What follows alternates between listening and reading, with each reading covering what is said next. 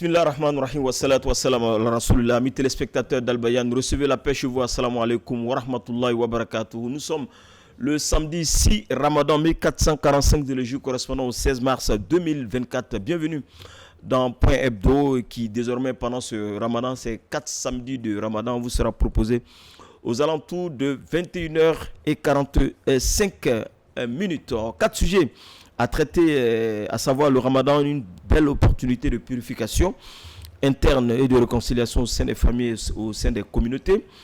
Mesures d'accompagnement des déguerpis du Banco et de Boribana, que comprendre de cette action du gouvernement. Et au Sénégal, là, nous irons au Sénégal pour parler de la libération de Sonko et de Faye. Annonce-t-elle un scrutin apaisé? Hier même, ils ont fait une conférence de presse. Et crise dans les Grands Lacs, le Rwanda et la RDC sont-ils réconciliables? Pour décortiquer, commenter, décrypter ces actualités, nous avons Dr Siandou Amadou Konaté, assalamu alaikum. Wa alaikum salam wa rahmatullahi ta'ala wa barakatuh. Je rappelle que vous êtes enseignant, chercheur à l'université Félix Houphouët-Boigny et écrivain. Nourdine Oyoule, expert en communication, assalamu alaikum. Wa alaikum salam wa rahmatullahi wa barakatuh. Et chroniqueur sur la radio et la télévision. Merci. El Hadj Abaye Boukamarate, assalamu alaikum. Je rappelle également que vous êtes écrivain. Ensemble, nous allons décortiquer ces actualités d'ici et d'ailleurs. On va commencer tout de suite par le Ramadan, tout en vous souhaitant un bon et joyeux Ramadan à vos proches. Et nous espérons que malgré la chaleur, les choses se passent très bien. On va suivre ce premier élément relatif au Ramadan, une belle opportunité de purification interne, de réconciliation au sein des familles et des communautés. C'est un extrait du sermon du Cheikh Aïma, réalisé hier même dans sa mosquée au mont Arafat de Bonoumé. Dieu te dit de ne pas consommer ce qu'il a autorisé pour toi dans les autres moments. Boire, c'est autorisé. Manger, ce qui est halal, c'est autorisé. Avoir des rapports intimes avec son époux ou son épouse, c'est autorisé. Dieu dit, comme tu es habitué à faire ça toujours, et je t'ai autorisé à le faire, pendant le Ramadan, là, tu vas arrêter ça. Mais pourquoi Dieu nous dit ça? C'est pour nous dire, si je t'ai dit de laisser ce que je t'ai autorisé, tu as pu laisser. Donc ce que j'ai dit interdit là, ce que j'ai dit que c'est interdit, tu dois pouvoir t'éloigner facilement de ce que j'ai interdit. Boire de l'eau, Dieu dit tu peux le faire. Mais il te dit dans la journée de Ramadan, il ne faut pas le faire, tu as pu le faire. Il dit de ne pas boire l'alcool. Mais si tu as pu laisser l'eau, donc laisser l'alcool c'est plus facile pour toi. C'est aussi simple que ça. C'est pourquoi nous disons que le Ramadan vient pour nous redonner une éducation, pour nous permettre de réapprendre les vertus de l'islam. En plus de jeûne du ventre, tu ne vas pas manger, tu ne vas pas boire. Du bas-ventre, tu ne vas pas avoir des rapports intimes. Alors il dit, tout ton corps là, doit jeûner en même temps. Les yeux ne mangent pas, ne boivent pas. C'est ça qu'il nous explique. Et pour comprendre ça, le prophète Mohammed sallallahu alayhi wa sallam a dit dans un hadith rapporté par Bukhari que si tu n'as pas pu maîtriser ta bouche pour empêcher ta bouche de mentir, de critiquer, de mettre les gens en palabre, que si tu n'as pas pu maîtriser ta bouche alors que tu es dans le Ramadan, alors que tu es en train de jeûner, qu'il faut savoir que Dieu te dit qu'il n'a pas besoin que tu laisses ta nourriture et ta boisson. Ça veut dire que Dieu te dit que ton jeûne là, ça ne vaut pas grand chose. Comme tes mains, tu ne peux pas les maîtriser, tu dis, bon, moi je vais commencer par ma bouche. Parce que c'est elle qui crée tous les problèmes.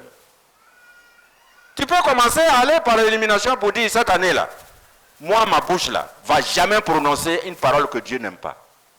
Et qui va mettre les gens en palabre, qui va créer des problèmes. Voilà, chers frères et sœurs, en attendant un jour qu'on puisse arriver au 3e groupe, qui sont les amis de Dieu, qui sont les pieux, les plus élevés en grade, et qui maîtrisent aussi leur cœur. Pendant le jeûne, là, ils ne pensent pas à autre chose. Ils ne pensent qu'à Allah subhanahu wa ta'ala. Alors, Nourdine, on voit que le cheikh a touché un peu cette partie de l'opportunité de purification interne en nous invitant à plein de choses, notamment à éviter ce qu'il faut éviter pour avoir les mérites du jeûne. Effectivement, c'est une opportunité de purification interne. Oui, Auzubillahi minash shaitanir rajim, bismillahir rahmanir rahim, summa salatu wa salam ala rasulullah. Comme le cheikh Aïma l'a indiqué, effectivement, c'était un moment de maîtrise de soi. Parce que, comme vous le savez, nos interactions souvent créent des préjudices. Et donc, c'était un moment de maîtrise de soi pour que nous nous abstenions de heurter les autres, que ce soit en parlant ou bien aussi de heurter nos yeux en regardant n'importe quoi, mais aussi, surtout, j'allais dire, de pacifier nos rapports avec les autres. Parce que même si on était, dans des relations un peu bellicistes un peu avec les autres, mais c'est l'occasion, grâce à notre réforme interne, l'adoucissement de notre cœur, le fait que nous arrivions à nous maîtriser, d'aller vers les autres avec qui on avait peut-être des rapports un peu difficiles, pour prononcer cette fois-ci des bonnes paroles, pour aller vers la réconciliation. Donc je pense que c'est un moment surtout de maîtrise de soi et d'éducation, de réforme d'éducation de soi. C'est surtout ça qu'on doit retenir, parce que quand on sort du Ramadan, la réforme nous permet plus tard d'avoir les qualités nécessaires pour interagir de façon positive, bienfaisante avec notre environnement. Inch'Allah. Docteur, également, on parle de réconciliation au sein des familles. Est-ce que c'est une opportunité pour nous de nous réconcilier véritablement avec nos familles restreintes ou familles nucléaires? Bismillahirrahmanirrahim. Alhamdulillah Rabbil Alamin. Summa salatu wa salam ala Sayyidina Muhammad. Alhamdulillah. Comme le cher l'a dit, le mois de Ramadan, c'est une école. C'est une sorte de, si vous voulez, d'espace spirituel en miniature. En un mois, on a pratiquement l'espace de la mise en pratique de toutes ces injonctions qu'Allah nous fait dans le Coran vis-à-vis, n'est-ce pas, de nous-mêmes, pour ce qui est de l'allègement de notre nafs, c'est-à-dire de notre âme pour monter vers lui, mais aussi pour essayer, n'est-ce pas, de purifier nos rapports avec les autres. D'abord, je dirais, notre rapport avec nous-mêmes et ensuite nos rapports avec ceux qui sont autour de nous. Et comme on le voit, on ne peut pas entrer dans ce mois saint-là en maintenant toujours des rancunes et des rancœurs, n'est-ce pas, vis-à-vis de ses voisins et puis de ses parents. Donc, je crois que le mois nous permet de faire cet exercice-là, n'est-ce pas, qui va aplatir tout ce qui peut constituer une sorte d'aspérité entre nous et les autres. Je crois que c'est là même la nature essentielle qui doit nous amener vers notre foi, c'est-à-dire créer un cadre où on est en paix avec soi-même et on est en paix avec les autres. Et je crois que lorsqu'on met en pratique toutes ces recommandations que nous avons, non seulement dans le Coran, mais aussi dans ce qui est expliqué par rapport à l'étiquette, n'est-ce pas, pendant ce mois saint, je crois que normalement, les effets de réconciliation qu'on espère viennent tout naturellement. Alors, le cheikh a dit un élément qui est important, c'est la discipline humaine. C'est vrai, Nourdine l'a dit, mais la discipline humaine, si on arrive à faire ceci, c'est que ce sera très facile de faire cela. Pourquoi le Ramadan on peut le faire et pourquoi les autres mois on n'arrive pas? Bismillahirrahmanirrahim. Avant de commencer, je voudrais avoir une pensée pour nos frères de Gaza. C'est un moment difficile. Face à une barbarie, je ne sais pas, inégalée au XXe siècle, le XXIe siècle. Qu'Allah les aide à surmonter ce mois-là. Amen. Ceci dit, quand on peut éviter telle chose, c'est-à-dire qu'on peut faire le plus, c'est qu'on peut faire le moins. C'est-à-dire qu'on peut sauter 2 mètres, c'est qu'on a dépassé le 1 mètre. Donc je pense que c'est un peu à référence à ça. Ou je peux prendre disons d'une autre manière, quand on avance des pas, c'est qu'on va avancer d'un autre pas. Et on se dit, en avançant petit, pas par pas, on va arriver au bout. Donc si on fait un effort pendant le Ramadan, ça veut dire qu'on a soumis notre être à déjà un élément. Ensuite, à partir de là, on peut avancer. Mais je pense qu'il y a un élément, j'avoue, qui est important dans ça pour moi. Disons 2 éléments. Le premier, c'est qu'il m'arrive fréquemment d'être là et puis je pense au moment où le prophète sallallahu alayhi wa sallam était à Médine, où le Coran était en train d'être vivant, qui est donné à des Arabes qui comprenaient la langue. Donc ce n'était pas l'écrit. C'est comme si ils vivaient un match de football vivant. Je les imagine pendant le mois de Ramadan en train de réciter ce qui était déjà à chaque élément, il rapporte à sa vie.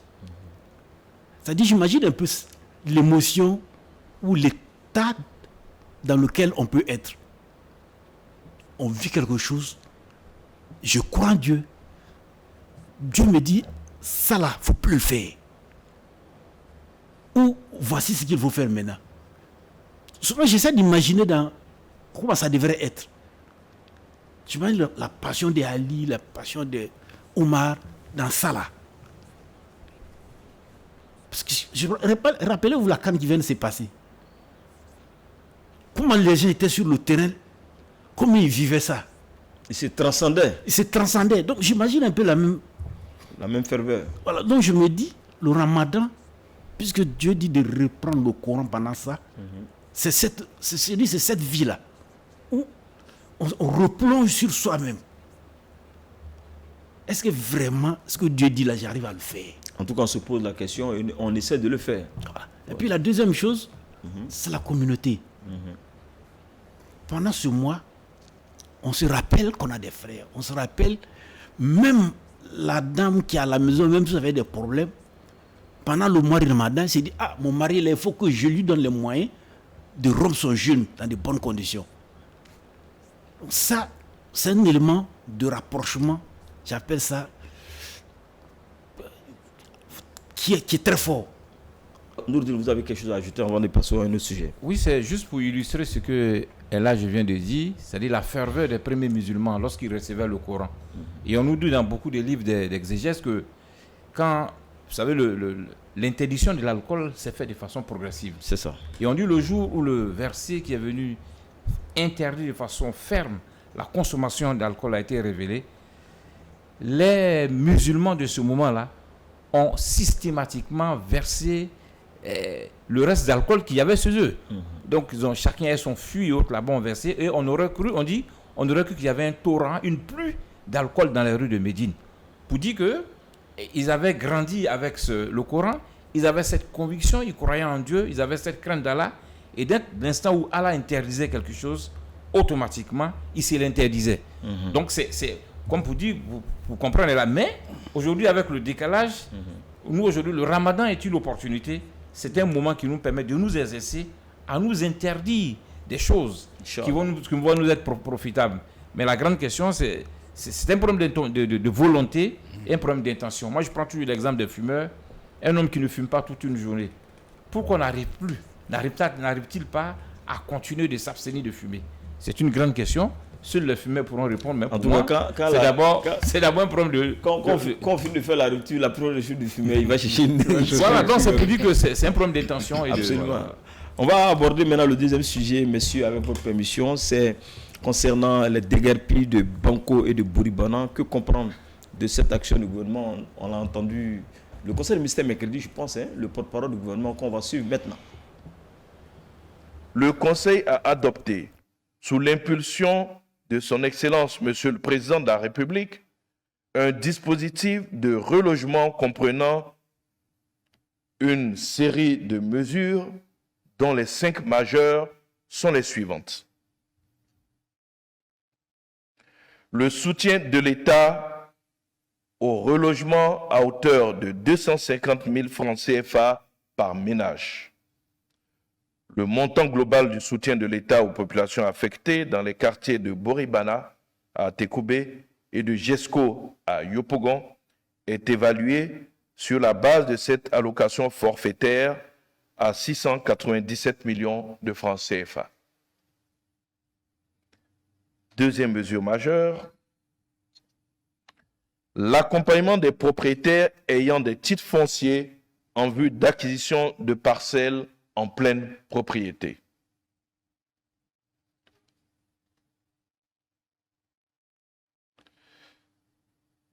Troisième mesure majeure, La mise à disposition d'un terrain de 75 mètres carrés ou de 100 mètres carrés, selon la taille de la famille, avec la signature d'un bail amphithéotique sur une durée de 20 à 25 ans pour un loyer de 10 000 francs CFA par mois, au terme duquel les nationaux impactés deviendront propriétaires des terrains attribués. Quatrième mesure majeure, l'allocation d'une aide à la construction d'un montant forfaitaire de 1 million de francs CFA par famille en vue de les accompagner dans la construction de leur maison. Cinquième mesure majeure, la mise en place d'un dispositif spécial pour les personnes sans emploi. En outre, le Conseil a mis en place un organe spécial dénommé Cellule Aménagement des quartiers précaires du district autonome d'Abidjan, logé à la primature pour assurer le suivi des déguerpissements. Alors, retour sur ce plan, il a fallu que le ministre-gouverneur, M. Bakongo Cissé Bakongo, mène ses actions pour que le gouvernement se réveille, ou bien ça rentre dans cette action d'atténuer un peu ce qui s'est passé sur le terrain. Je pense que ce que je veux dire, d'abord je salue l'acte du gouvernement, parce qu'après tout ce que ça fait comme bruit, si je peux m'exprimer ici, oui, ça fait des bruits, hein. L'État a réagi favorablement en tenant compte des populations, de la peine que les populations ont vécue. Je salue. Bon, les chiffres, j'ai vu des critiques là-dessus. Bon, personnellement, je ne vais pas rentrer dedans parce que c'est des choses qu'il faut connaître en détail pour pouvoir savoir ce qu'on a donné, c'est suffisant, c'est pas suffisant, etc. etc. 250 000 pour les... Oui. Pour les, mais le les principe, c'est que l'État est conscient que on doit, c'est comme le président a dit, il faut faire de l'humanisation, on ne va pas chasser les gens comme ça. C'est vraiment ça que je salue. Bon, au-delà de ça, ce que je trouve parfois problématique dans notre pays, c'est qu'on réagit au lieu d'anticiper, au lieu de... La gouvernance, c'est quand même essayer de planifier et d'exécuter. Mais quand on dit qu'il y a longtemps, ces zones-là ont été identifiées, on leur a demandé de... Oui, mais... Bon, je me dis que c'est une sorte de... Et puis même là encore, parce qu'il y a un programme, j'ai oublié le nom, qui a été fait sous la demande de l'Union européenne. C'est l'Union européenne. On a vu Biabou, c'est la Banque mondiale. C'est comme quelque part, l'État n'a pas la volonté, je ne sais pas. Parce que je le dis, il n'y a pas que ça. Prenons les écoles confessionnelles musulmanes. Là, c'est un autre débat. Hein? Oui, je sais, mais je dis, ça dit la réaction de l'État. Voici des enfants qui allent à l'école parce que leurs parents ne veulent pas aller dans l'école classique. Mais c'est des enfants qui deviennent des adultes. Les gens beau dire, on dit non, c'est école chrétienne. J'appelle ça, j'ai dit école non, enfin non, école non. Le système éducatif n'a jamais voulu les prendre en compte. Mais ça c'est un volet politique. Non, oui, il a fallu que l'UNESCO intervienne pour que brusquement notre autorité soit consciente que c'est des enfants du pays quand même. Maintenant, on a intégré quand il est venu à l'éducation nationale. Mais ce que je regrette, c'est manque d'anticipation, c'est manque... Mais est-ce que c'est pas manque de volonté politique et puis je n'en sais rien. Moi, je constate simplement qu'il y a des problèmes qui existent. Et que, malheureusement, il arrive parfois que ce soit des... J'appelle ça, je ne dis pas pression, mais des éléments externes qui viennent comme, je ne sais pas moi, en télécom, il faut qu'il y a un signal qui leur dit « Ah !» Et puis, on se rend compte qu'il y a un problème à résoudre. Sinon, il y a eu souvent des morts dans ces zones-là. Je dis, je prends le programme. Je dis, je trouve regrettable que ce programme se soit sous l'instigation. Je ne dis pas que ça dit que c'est l'Union européenne. Donc, ça veut dire que le fait que Bakongo est engagé... Non, je ne parle pas... Oui. De façon générale, c'est-à-dire que même là, la réponse qui est venue, parce qu'il y a une crise que l'État répond, on aurait pu anticiper.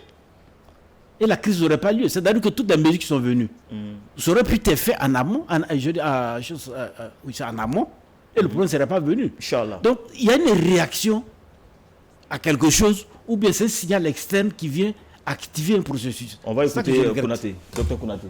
Votre réaction. D'abord, il faut saluer la réaction du gouvernement.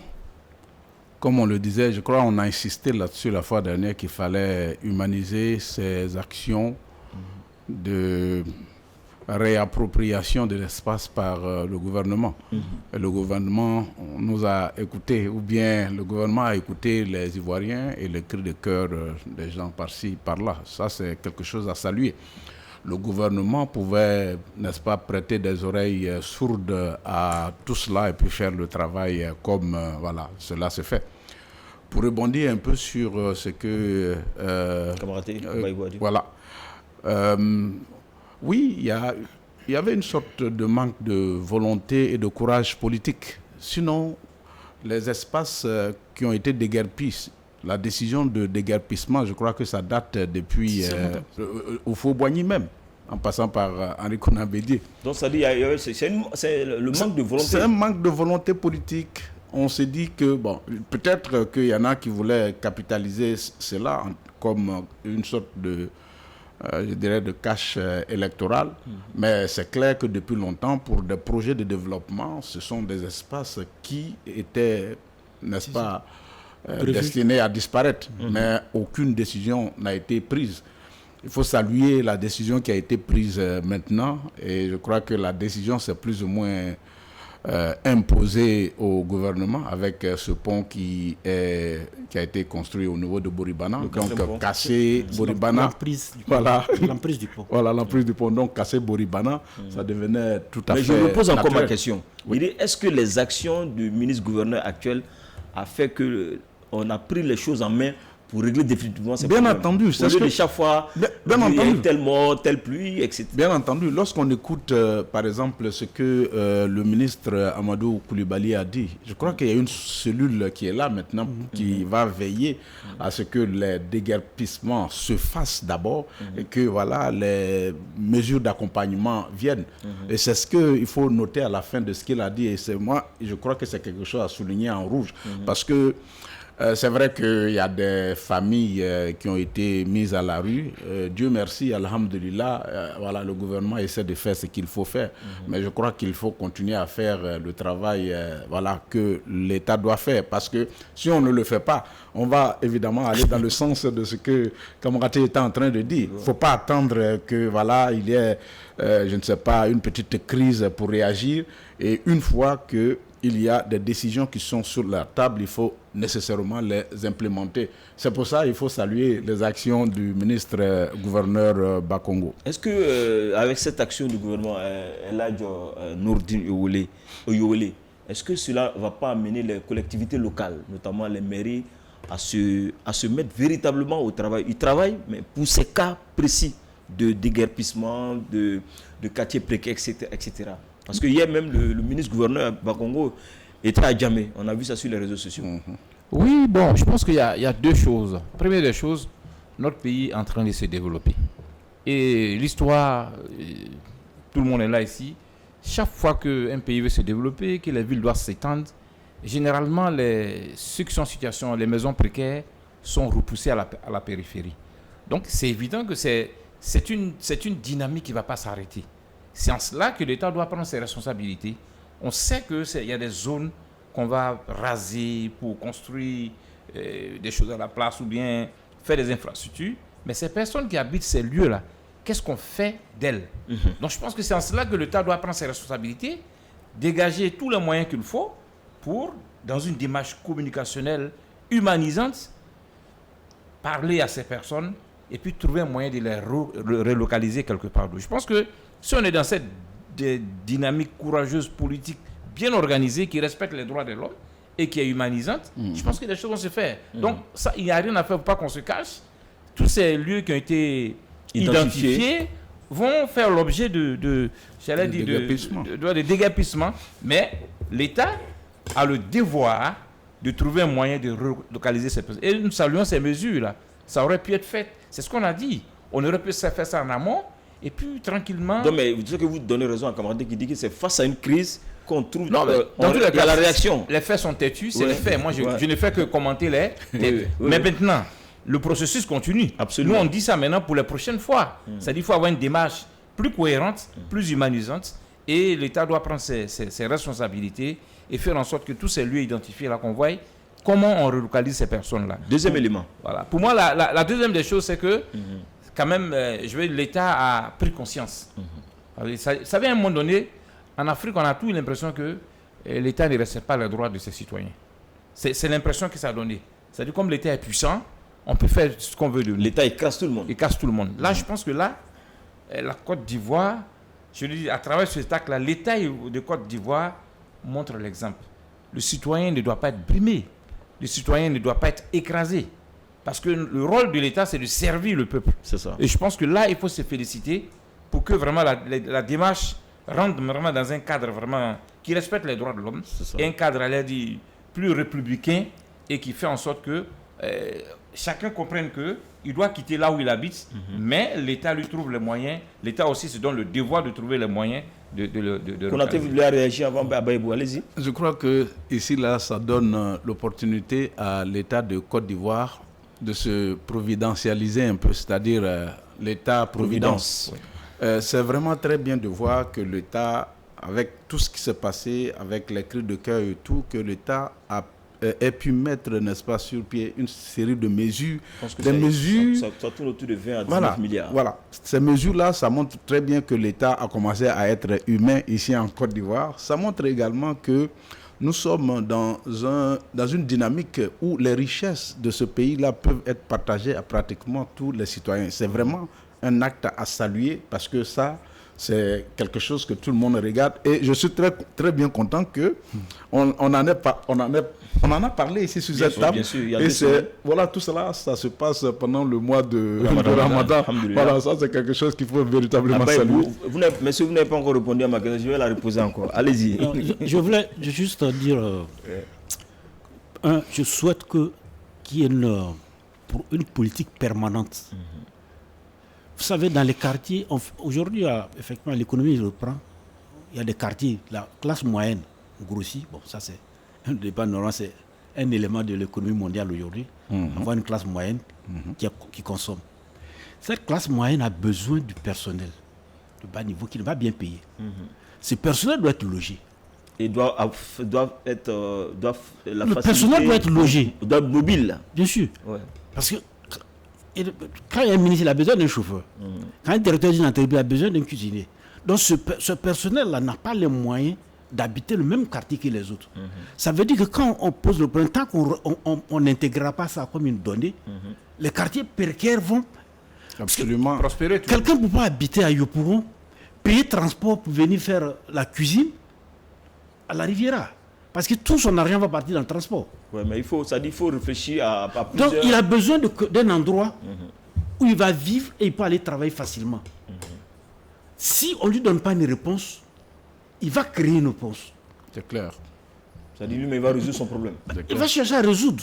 Donc même si c'est un bas-fond, il trouve, on dit que ce n'est pas inhabitable, mais lui, il va s'installer. Il va s'installer. Donc il faut intégrer cette donnée-là. Il y a une classe donc moyenne. Ça pose le problème de comment la politique d'urbanisation de nos villes en Exactement. Afrique. Voilà.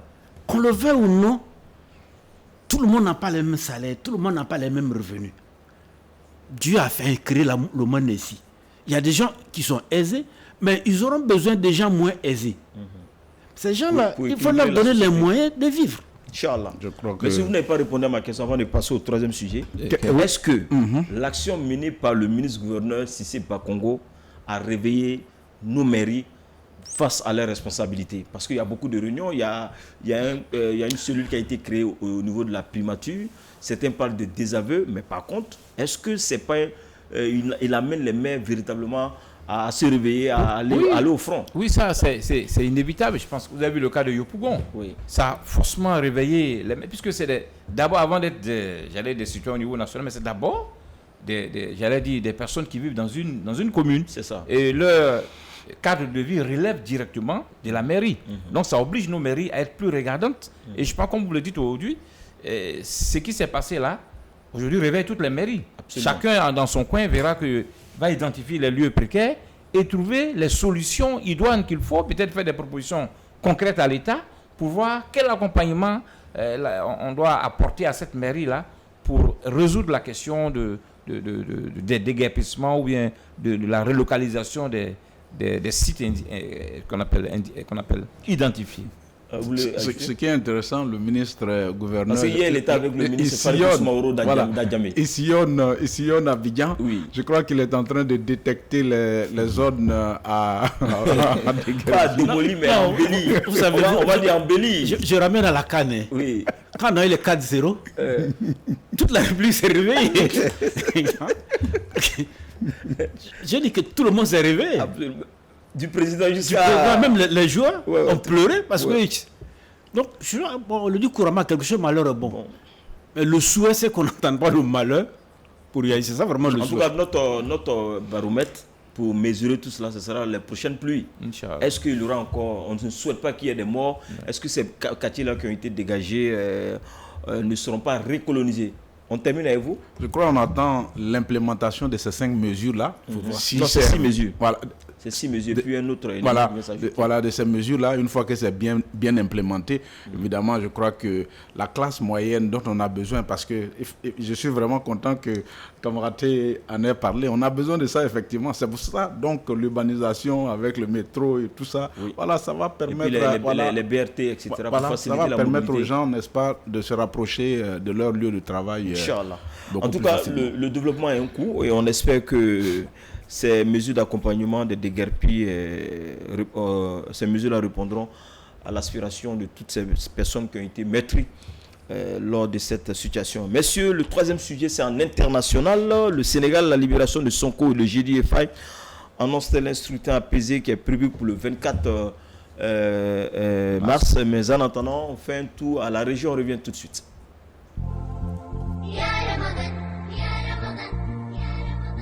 Vivez pleinement ce mois béni de Ramadan sur Al-Bayan. Allons à l'Iftar, c'est reparti. Nouvelle saison, nouveau décor. On vous embarque cette année encore le long de ce mois béni tous les jours à 17h GMT sur la télévision Al-Bayan. Retrouvez des thématiques inédites et vos rubriques. Écho du Ramadan, Instant Iftar, Ramadan Quiz. Tout ceci empreint d'enseignement et de partage.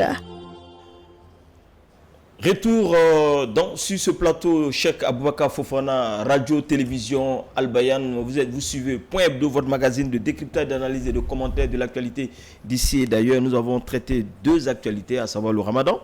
Et le deuxième est relatif au déguerpi de Banco et de Bouribana. Nous sommes en international avec le Sénégal. Je vais sur Dr Konaté, la libération de Sonko et de Faye. Sonko, malheureusement, ne va pas compétir. Faye, qui est son second, sera candidat. Ils ont organisé une conférence de presse. Ils ont commencé à attaquer le poulain de Macky Sall, le plus dangereux même que de Macky. Amadou, je veux parler d'Amadouba. Amadouba également qui est en train de mobiliser autour de nous en faisant le pied de grue vers le PDS c'est ça, le PDS, le Parti démocratique sénégalais de Ablaye Wade. Est-ce qu'on peut espérer un scrutin apaisé le 24 mars, quoi que nous soyons dans le Ramadan? Je crois que déjà avec la libération de Sonko et puis son option B qui est Faye, je crois que ça commence, n'est-ce pas, à faire baisser le mercure. Il faut se dire que l'espace est devenu une sorte de plan, comment on appelle ça, bien nivelé, puisque ce sont des jeunes qui sont maintenant là. Amadouba, il est jeune. Voilà, je crois que... Le Premier ministre qui était remplacé par Kaba. Voilà, donc l'ancien Premier ministre de Macky Sall, il est jeune. Sonko, Faye, il est jeune. Idrissa Seck n'est pas aussi vieux que ça. Voilà, mais c'est un vieux loup. Voilà, c'est un vieux loup. Mais donc, ce sont des jeunes là qui sont là. Mais moi, je crois que avec Amadouba, quel que soit ce que ses opposants sont en train de dire, il a, n'est-ce pas, cet avantage-là d'avoir travaillé beaucoup dans l'administration et que voilà, il pourra peut-être bien tenir le dragé haut vis-à-vis des opposants comme Sonko et autres. Et je crois pour ce qui est de la paix, la libération de Sonko et puis les lois d'amnistie, je crois que c'est une mesure très majeure qui a été prise par le président de la République. Ça, normalement, ça devrait pouvoir calmer, n'est-ce pas, les ardeurs belliqueuses et ça et là. C'est ce qui, d'ailleurs, va permettre, n'est-ce pas, de pouvoir respecter cette date du 24 mars. Vous voyez comment c'est vraiment proche. Donc, la ferveur est pratiquement partout. Et je crois que jusque-là... Mais est-ce qu'ils auront le temps de vraiment dérouler leur programme Sonko et Faye? Dérouler parce que c'est vrai, c'est un phénomène. Mais avant... Leur programme, la mise du gouvernement... Une fois qu'ils sont... Le gouvernement convainc les populations sénégalaises à voter pour leur... Bon, en tout cas, moi, c'est la question que je me pose parce que je ne vois pas de lisibilité. En tout cas, personnellement, je n'ai pas encore vu de lisibilité le concernant. C'est vrai qu'ils ont fait une conférence de presse hier. Si c'est Sonko et Faye... Oui, je parle de Sonko et Faye. Voilà, donc ils ont défrayé la chronique pendant 3 ans.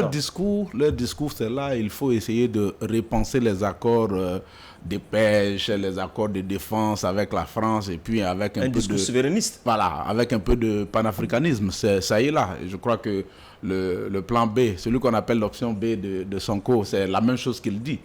Et il parle aussi, n'est-ce pas, de donner beaucoup d'opportunités aux jeunes gens, chose qui est plus ou moins récupérée par Amadou Ba. Donc, pour ce qui est de leur programme de gouvernement, bon, je doute fort bien si ce programme de gouvernement va être en adéquation avec la réalité politique au Sénégal.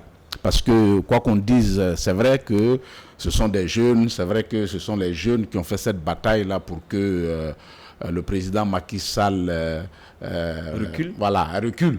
Mais il ne faut pas oublier, et je reviens, Amadou Ba, il est aussi jeune, il a de l'expérience. Je crois que les jeunes gens là qui sont là, qui constituent l'électorat de Sonko et de Faye, et voilà, Amadou Ba, il va grignoter beaucoup là-dedans. Donc les programmes, il s'agit maintenant pour Sonko et autres de montrer que ce que Amadou Ba propose est quelque chose qui ne peut pas du tout être, n'est-ce pas, implémenté dans le Sénégal qu'on connaît aujourd'hui. Autrement dit, je crois que les carottes peuvent être cuites. Alors, le Sénégal a toujours donné l'exemple. Nous dit, est-ce que vous êtes sûr qu'avec l'atmosphère calme actuellement, peut nous rassurer que les élections vont bien se dérouler le dimanche prochain, le 24? Je pense qu'il y a une chose majeure déjà, c'est le Conseil constitutionnel, qui est le dernier recours. La position du Conseil constitutionnel rassure la population. Je pense que le Conseil a lui seul à faire reculer le président. C'est dit que demain... Et le Conseil n'a pas accepté la demande de Karim Wade. Bien sûr, de Karim Wade. Donc, je pense que déjà, c'est en termes de... Parce qu'au finish, c'est quoi? Il faut compter les voix. Et celui qui valide, c'est le Conseil constitutionnel. Absolument. Donc, je pense que déjà, la posture du Conseil constitutionnel rassure. Ça, c'est déjà quelque chose. De deux, je pense qu'aujourd'hui, la libération des prisonniers et la loi d'amnistie a ramené le calme aujourd'hui. Donc, la question aujourd'hui, pour moi, je pense que ce sont les alliances qui vont jouer. C'est-à-dire, après le premier tour, chacun va montrer de quoi il est capable. Mais après, je suis convaincu que c'est les jeux d'alliance, comme le Sénégal sait bien nous le démontrer. C'est une élection avec beaucoup d'incertitudes. Voilà, parce que tout est ouvert. Tous ceux qui sont là aujourd'hui sont des personnes inconnues. C'est vrai, on parle d'Idrissa Seck, mais Idrissa Seck, je veux dire que, bon, il est là, mais il y a Khalifa Sall, l'ancien maire. Mais je pense que le jeu est ouvert. Je pense que pour ce qui va se passer, la lecture qu'il fait, c'est qu'ils vont faire le premier tour. Il est évident que ça serait difficile que quelqu'un gagne au premier tour. Et c'est les jeux d'alliance pour le second tour qui vont être déterminants pour la suite. Mais comme je l'ai dit, ce qui rassure, c'est la posture du Conseil. Mais Sonko, hier, en conférence de presse, a dit, et je cite, que s'il n'y a pas de tricherie, et il passe avec 60%. Est-ce qu'il ne prépare pas déjà les esprits à d'éventuels affrontements? C'est pourquoi je dis, tout à l'heure avant de prendre la parole, je dis, c'est le Conseil constitutionnel. Parce qu'on ne peut pas sortir de là demain et puis venir accuser le Conseil constitutionnel de ne pas être j'allais dire juste et autre là-bas. Parce que le Conseil aujourd'hui s'est positionné comme étant crédible. La crédibilité, ça c'est important pour dans un pays. Sonko, c'est un populiste, ça il faut le dire. Il est dans son élément, il galvanise les jeunes aussi. Mais vous savez qu'au Sénégal, c'est vrai, il y a les grandes villes, mais le Sénégal est un pays traditionnel après tout. Absolument. Où les marabouts et les grandes familles jouent un rôle, surtout dans les campagnes. Tout ça, c'est à prendre en compte. Donc, je pense que Sonko, il parle, mais pour moi, je pense que c'est le deuxième tour. Et le deuxième tour, c'est les alliances qui vont être déterminantes. Alors, le défi également, c'est le discours. Le défi également, c'est vrai, le premier défi, c'est comment ces élections vont s'apaiser, parce que le Sénégal est un pays particulier en termes de la promotion de la démocratie. Et surtout, l'Afrique de l'Ouest a besoin d'un Sénégal calme pour faire bouger les lignes. Qu'est-ce que vous en pensez? Mais, pour moi, le Sénégal, ce qui se passe au Sénégal, pour moi, c'est un cas très, très intéressant. Il y a une chose, souvent je défends, mais je ne suis pas sûr que je me fais comprendre tout le temps. Chaque peuple a besoin de sa propre histoire. Le Sénégal est en train de construire sa propre histoire. Mais depuis 2000, le Sénégal construit son histoire. Le Sénégal est en train de construire sa propre histoire. Avec des bas, des hauts. Mais c'est de l'expérience qu'ils acquièrent. Tout ce qui se passe, ce n'est pas sous l'instigation de quelqu'un. On n'a pas entendu, je n'ai pas entendu, quelqu'un dit, c'est la France qui dit de faire ça, c'est les États-Unis qui disent de faire ça, c'est la Russie qui dit de faire ça. Je n'ai pas entendu ça. Donc, c'est les Sénégalais qui sont en train, chacun à sa manière, j'appelle ça, c'est une dynamique sociale qui est en train de se dérouler. Le malheur n'est pas des autres, mais il faut que ce... Non, oui, c'est la dynamique. Ça dit que même s'ils échouent, parce que la société, elle est large. Autant il y a comment on appelle, il y a l'expérience individuelle, mais il y a l'expérience collective. Et l'expérience collective ne s'acquiert que par la dynamique interne. C'est vraiment ça que je retiens comme élément fondamental. Les détails, je ne peux pas le dire. Sonko, c'est un élément anti-système. Ce n'est pas anti-régime. Parce qu'il fait la nuance. Ce n'est pas anti-régime. Quand tu prends Macky Sall, il était anti-régime. Il luttait contre le régime d'Abdoulaye Wade. Mais il n'était pas contre le système. Sonko, c'est le système entièrement qui remet en cause. Mais déjà, quand il dit, comme je l'ai dit, je suis sûr qu'au premier tour, je prends 60%, parce que si l'élection est transparente, vous n'allez pas faire est-ce qu'il ne prépare pas les esprits à un petit cafouillage, par exemple? Quand tu fais de la communication, il y a des gens qui sont spécialisés, on ne dit pas ce qui arrange l'autre. Quand je dis j'ai 60%, du coup je dis à l'électorat, de toute manière il va gagner, mieux vaut que je vote pour lui. Est-ce que vous comprenez? Si je dis à quelqu'un je vais perdre, même celui qui veut voter pour moi, il se dit, mais s'il va perdre la peut-être, il faut que je choisisse quelqu'un qui a la chance de gagner. C'est ça. Alors quand je lance fort, je ne dis pas 50%, je dis 60%. Donc ça galvanise. Ça c'est la défaite à plate couture. Oui, ça galvanise les jeunes. Les jeunes se disent, on va gagner, donc il faut qu'on aille. Parce que je reviens toujours sur la carte, imagine une finale où on dit on ne va pas gagner, une finale où on pense gagner. Je dis que la mobilisation de la population, ce n'est pas pareil. Quand la population a une chance, il faut du fondage soutenir pour l'équipe pour gagner. Et on aura la réponse le 24 mars. Mais il y a une question qui me taraude l'esprit.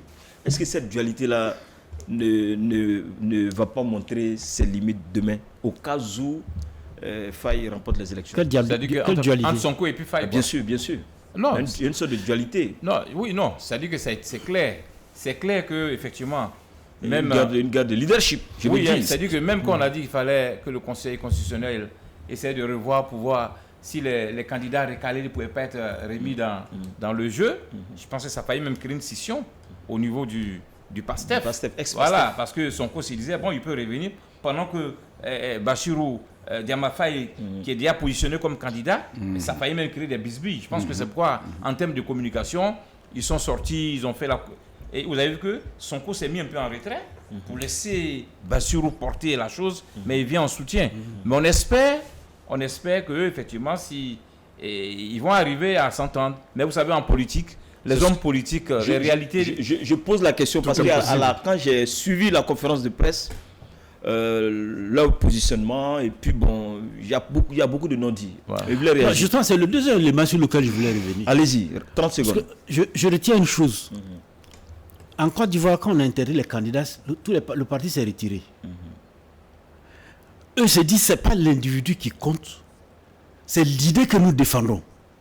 Ça me rappelle la Turquie. Quand l'actuel président, Erdogan, il a été condamné, on l'a empêché d'être candidat.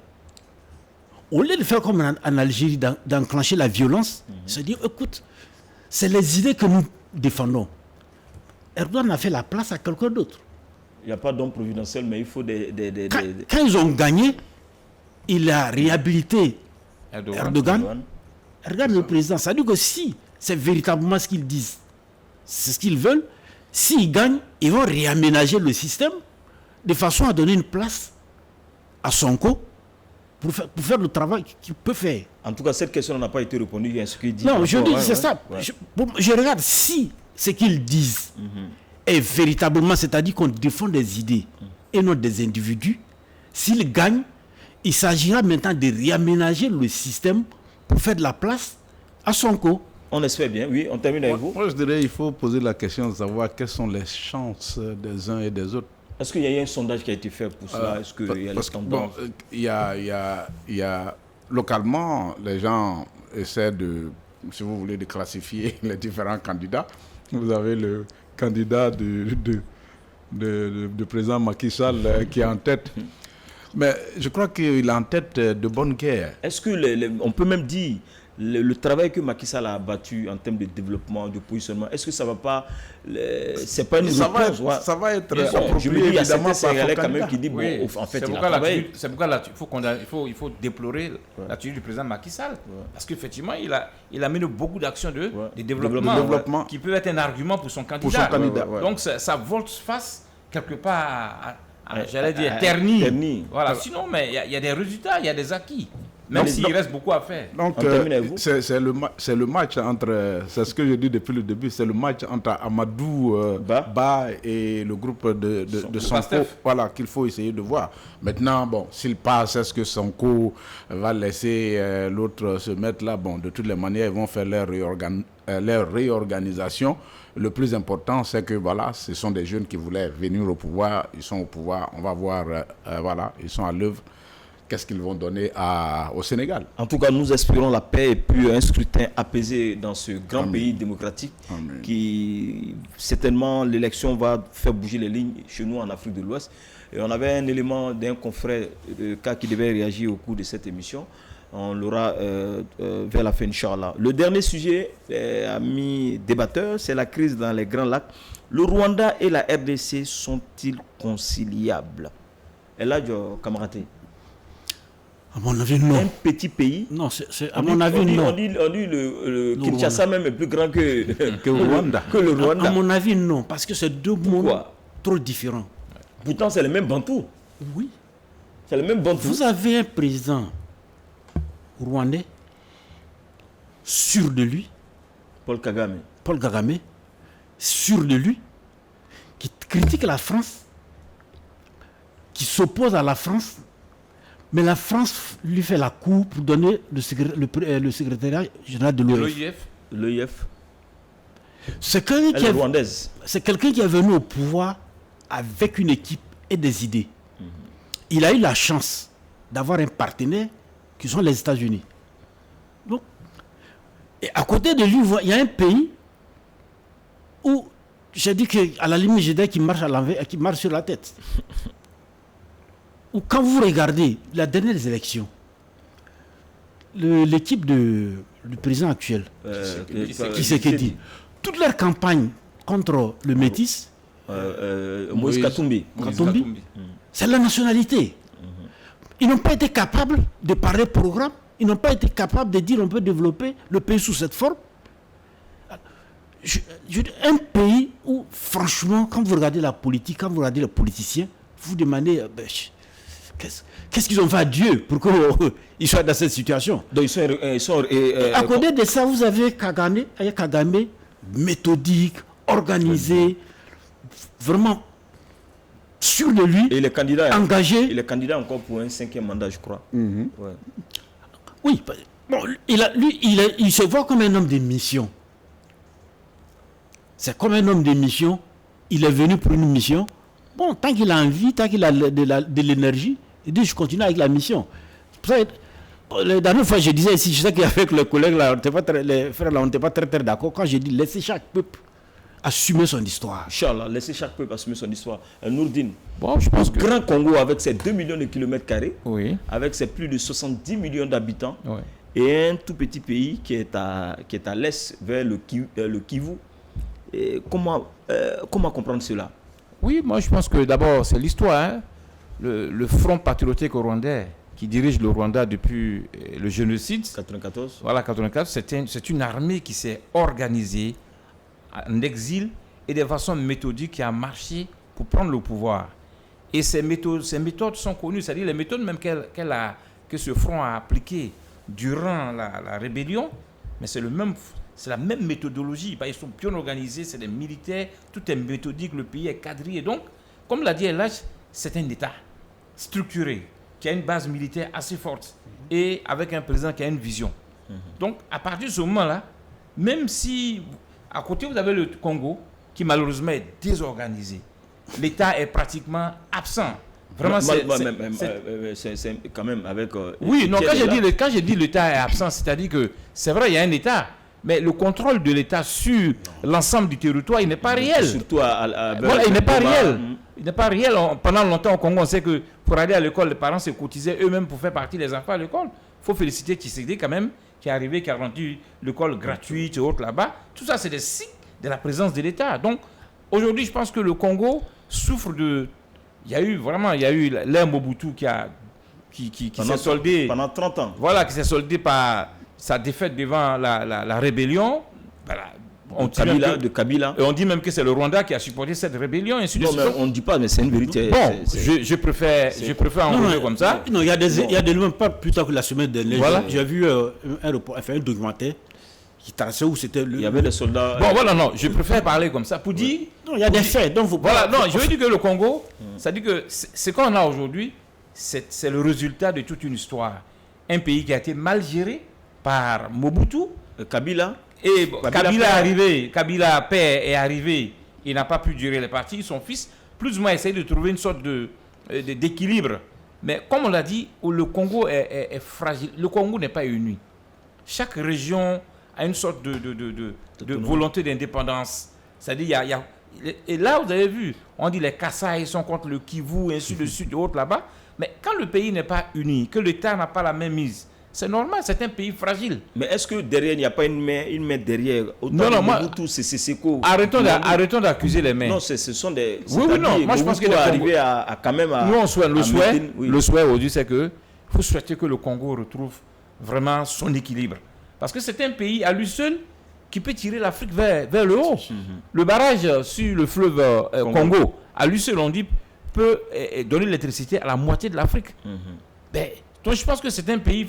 Nous, en tant qu'Africains, il faut prier que ce pays trouve son équilibre. Mais justement, je pose la question, mais pourquoi les Congolais eux-mêmes, ils ne s'entendent pas? C'est ce que j'ai dit, c'est l'histoire.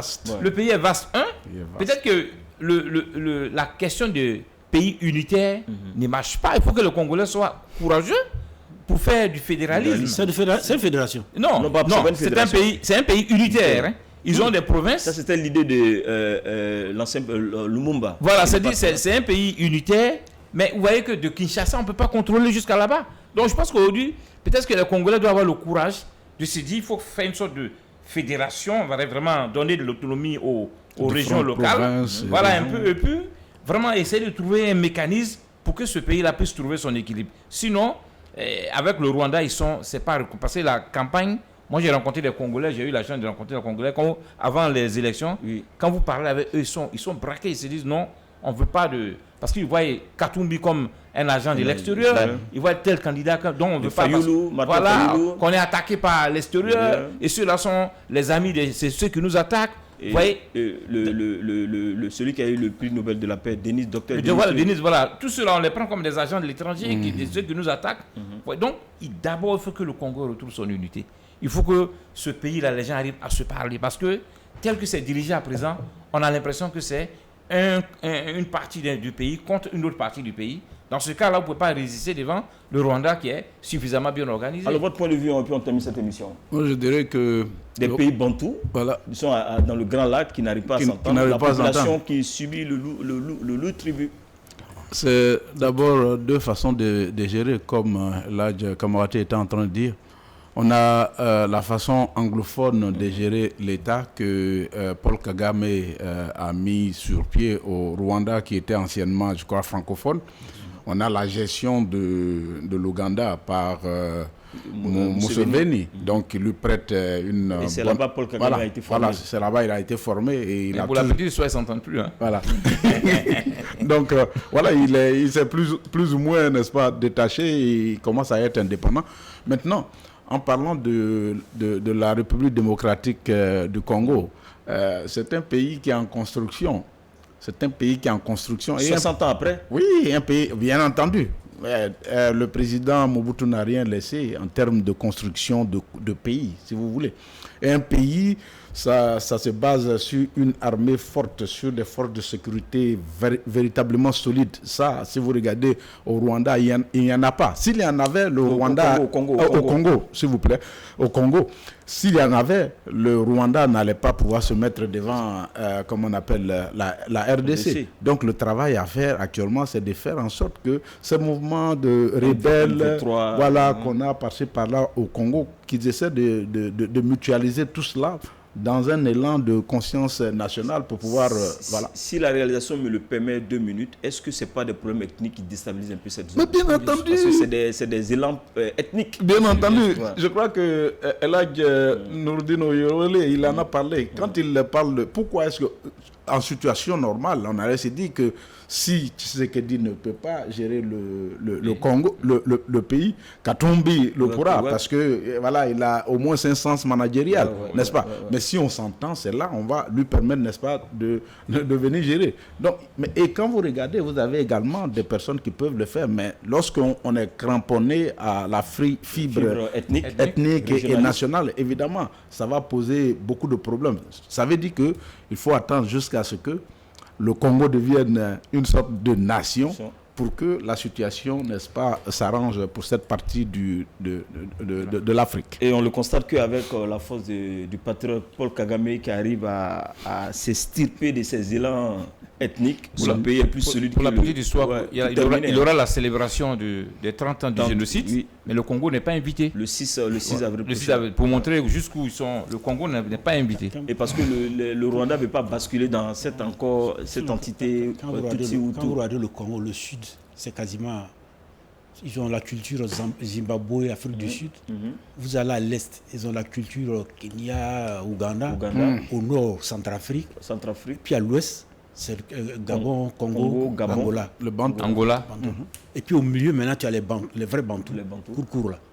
Donc c'est un pays vraiment diversifié. Donc en termes de culture, c'est complètement... C'est pas facile. C'est des choses complètement... Donc il faut un Paul Kagame pour gérer ce pays. En tout cas, merci monsieur. Merci. Docteur, merci. Merci à Ladj Nouroudine. Merci à vous aussi. Merci. Voilà, donc merci à la réalisation gérée par Ouattara Youssouf Aliagui. Cette émission a été préparée par Kone Yacoub. Merci de l'avoir suivi. Excellent sur le programme. Assalamu alaikum wa rahmatullahi wa barakatuh.